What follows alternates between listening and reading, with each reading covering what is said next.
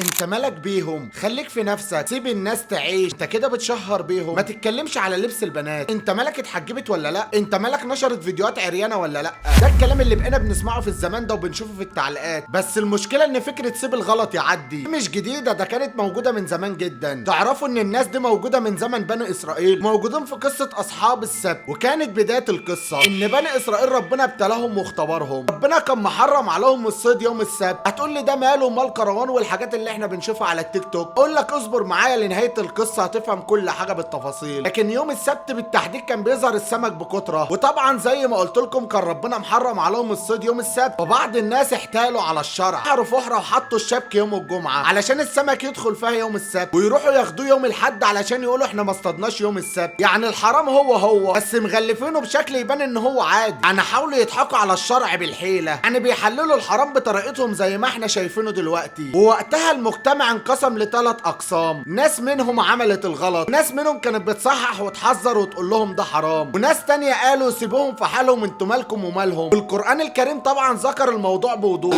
بس منطق دلوقتي انت مالك، ركز في نفسك ربنا اللي هيحاسبهم. لكن رد اهل النصح كان مهم جدا، قالوا احنا بننصح علشان يبقى عندنا عذر قدام ربنا، وما سكتناش على الغلط علشان ربنا يرضى عنا، ويمكن حد يسمع كلامنا ويفوق ويرجع. وبعدها قال تعالى ان المجتمع لما بيشوف الغلط وبيسكت او بيهاجم اي حد او بينصح، الغلط بيكبر عادي وبيتحول لشيء عادي وكأنه مش غلط او مش حرام. فكرة الحلال والحرام بقيت بحس ان في ناس بسيطة هي اللي بتفكر فيها بس. لكن النصيحة مهمة جدا، ما تبقاش سلبي وقول رأيك بكل صراحة. لازم نقول على الغلط غلط والصح صح. في النهاية ربنا يحفظ مصر واهلها من كل شر وسوء.